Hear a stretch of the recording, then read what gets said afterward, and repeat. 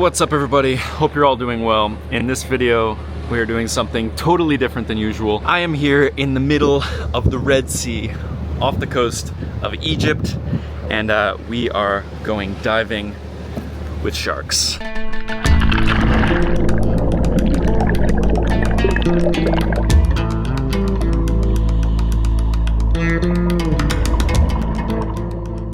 So I am here on a liveaboard and I'm going to show it to you in just a second, but basically what that means is that I am staying aboard this ship for a whole week, diving every single day, up to 3 dives a day, and the boat moves at night usually to bring you to different dive sites that are normally not accessible from day trips from the land. It's the first one I've ever done and it's been incredible. This is the second to last day, so I've already done a ton of diving. I actually just finished up a dive about an hour ago where I had a pretty intense, kind of nerve-wracking encounter with some oceanic whitetip sharks, but more on that later. That'll come a little bit later in the video. First, I want to show you guys around this liveaboard because it is pretty amazing. Okay, first spot I want to show you, and possibly the most important, this is the dive deck here. So this is where you can see all the scuba gear is set up. It's where the tanks get refilled from these hoses coming out of the ceiling there. And then right here at sea level is this big deck that extends right out to the water. Now we're either diving directly off the boat or from one of these little speedboats that'll take us out to a separate dive site or like somewhere a little further along, kind of depending on the dive site, depending on the conditions, if there's a current, if there are a lot of sharks around, things like that. Let's go up to the next deck. We've got kind of the middle deck here with an outdoor lounge area. There's actually a pool right here. And then heading up again, you're gonna get up to this next deck. You got a little bar there. They can make you coffee, tea, whatever in the morning. Some people hanging out. And then in here is our main dive briefing room where we're meeting before every dive, going over the conditions, the dive site, and a bunch of couches and a TV. There is my buddy Adib just chilling there. And here's me bugging Amin. Oh shit. And then up to the top deck. And we've got some more people snoozing up here. We've also got a hot tub, and we've got a bunch of chaise lounges and an amazing view of the Red Sea. Here we are at Little Brother Reef. You can see the other island in the distance behind it. That would be Big Brother, Small Brother, Big Brother. And then just open sea all around us. Pretty amazing. Alright, now that is enough of the boat tour for now. More coming up soon, but let's do some diving. So we started out really close to Hurghada, our port of origin. Did some shallow dives the first day just to kind of get acquainted and get back into it. So that's what you're seeing here, some shallow reef dives outside of Hurghada. Now, while you guys enjoy the footage from these dives, I want to tell you real quick about an app I've been using lately that came in super handy on this dive trip, and that is windy.app. Windy.app is a weather app, but really it doesn't feel fair to call it just that because it goes so much deeper than any other weather app I've tried before. Of course, it features all the info you'd want when checking the weather, but this app was built from the ground up with adventure sports in mind, and so you can actually select what adventure sport you're doing right here on the app, and then the data set will be customized with the information you need for that sport. So I used it a lot while diving to see things like swell size, water currents, water temperature, and a bunch of other useful information. And if you're more of a visual person, then you can click this map and see a moving visualization of wind, currents, and whatever else you'd like. They also have these great widgets that you can add to your home screen so you can check the weather anytime at a glance. So whether you're into adventure sports or just looking to update your daily weather app to the best in class, click the link down in the description below or scan the QR code on screen now to download windy.app for free and give it a try. And later that same day, it was time for our only night dive of the trip. We couldn't do it anywhere else on our particular itinerary because of very strong currents and the potential for sharks to be around.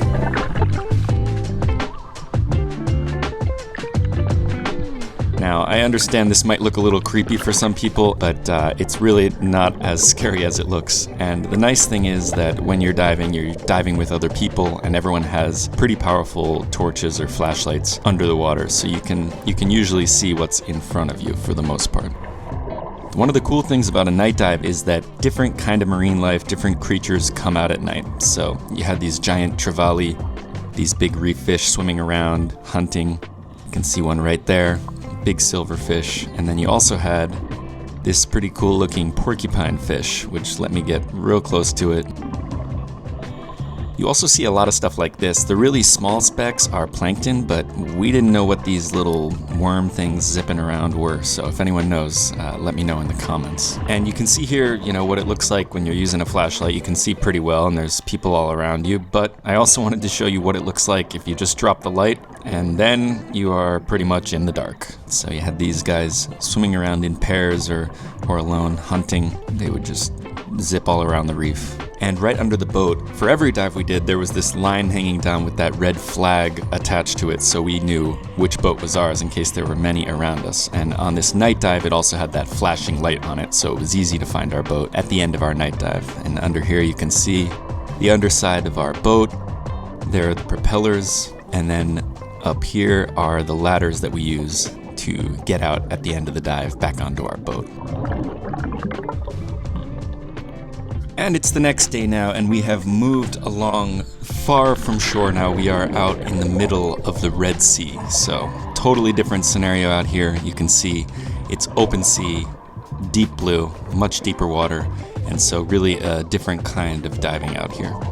Seeing a lot of different sea life, got these funny looking fish around, and just large schools of fish out here all along this reef. And so out here we're diving on reefs that are attached to small islands, but aside from that, you are in the open sea. So you can see here the reef, and then when I pan to the side, you'll see nothing but open water. And looking down as well, it just goes as far as you can see into the deep. Now here is how we would get picked up by the smaller motorboats if we weren't returning to our main boat at the end of the dive. You can see my buddy Loai just sent up that SMB or surface marker buoy. And then these boats, these smaller skiffs, come and pick us up wherever you put the buoy up and take you back to the main boat. All right, and back in we go.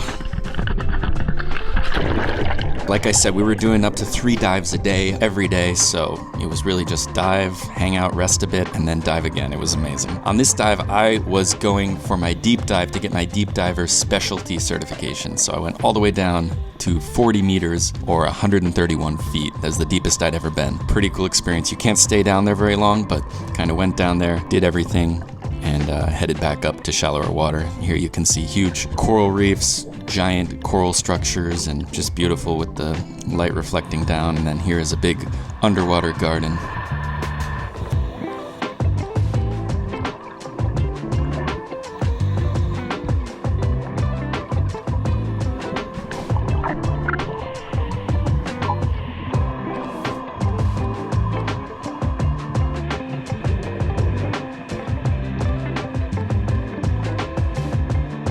There's Loai chilling on the side of the reef, open water to his right, and we were always keeping an eye on the open water because at this point we were deep inside Oceanic Whitetip shark territory and they could pop out at any moment, so keeping an eye on that.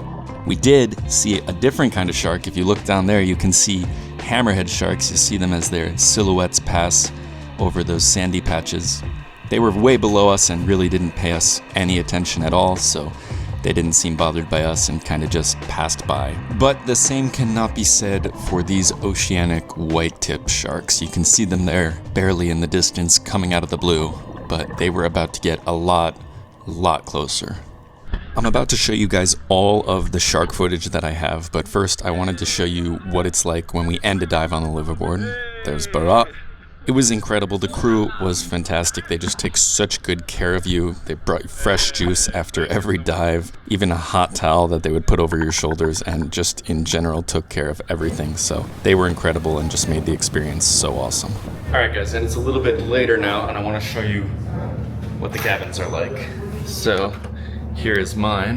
You can see here, we got 2 beds, a bunch of plugs. We've got a nice big window. Can see the island out there, and then here is our bathroom. We've got our toilet, sink, and shower. And when you're out on the open sea, showering with a view is quite nice. So we're headed downstairs to the bottom deck, and it's dinner time here. So you can see a bunch of tables, a bunch of food. Hey Saeed, Zayek.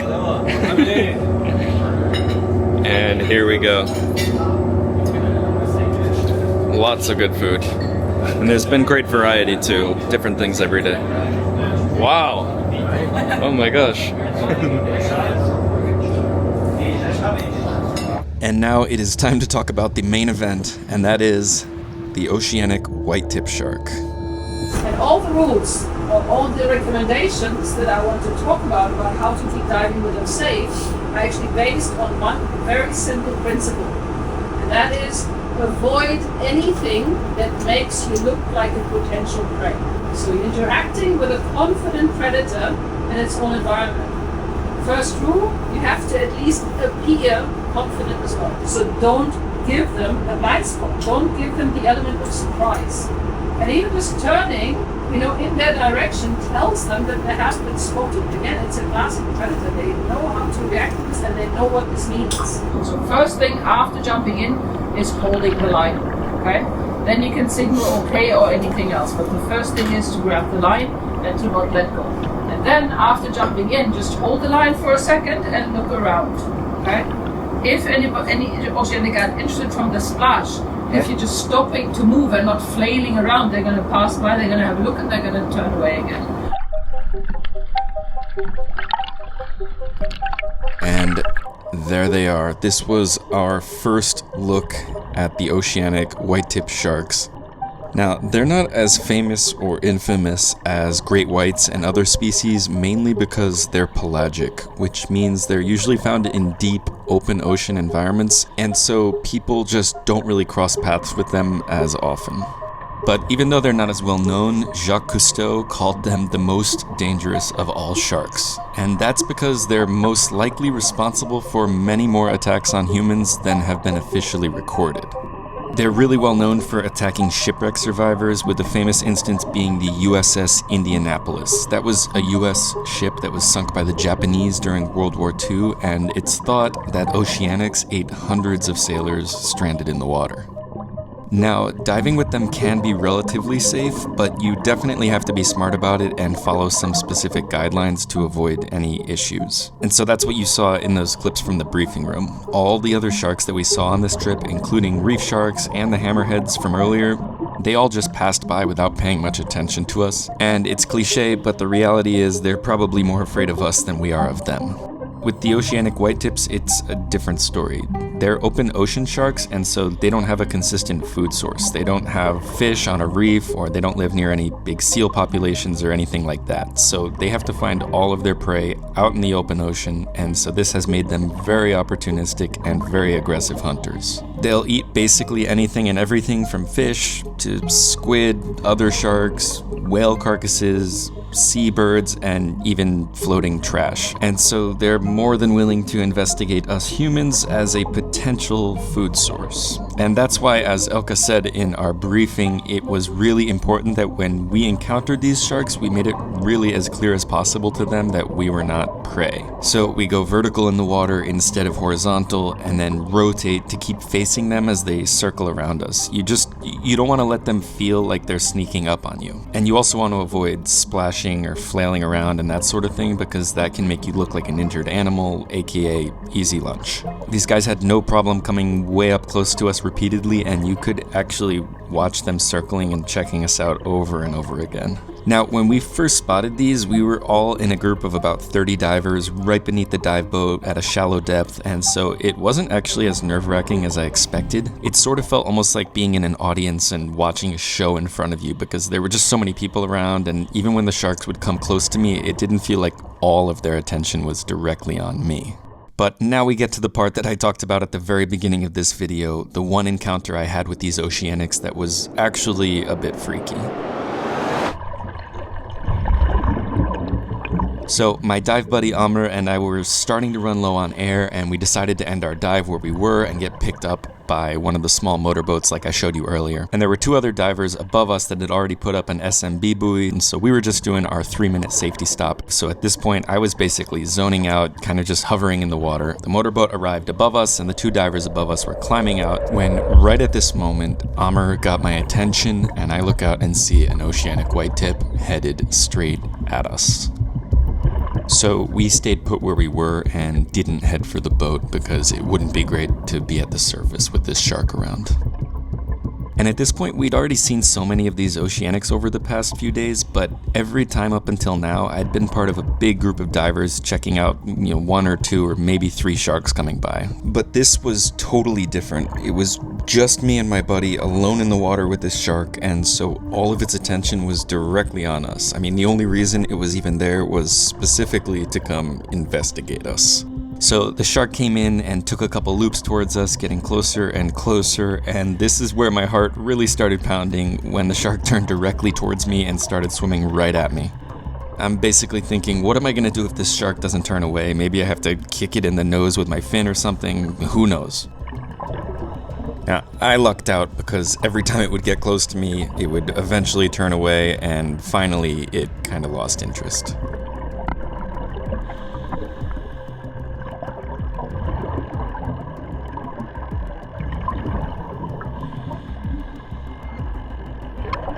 And here you can really see how with these sharks, when they swim away, they just slowly fade into the blue and disappear.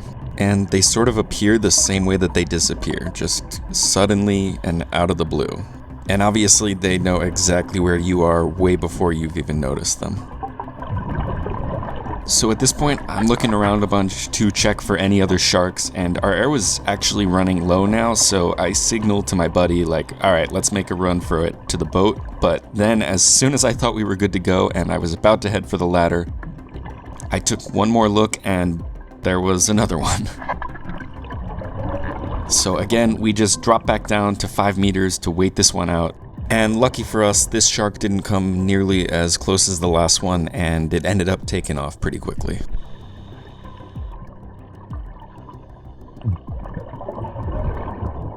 So as soon as it was out of sight, I made an absolute beeline for the ladder and climbed onto the boat.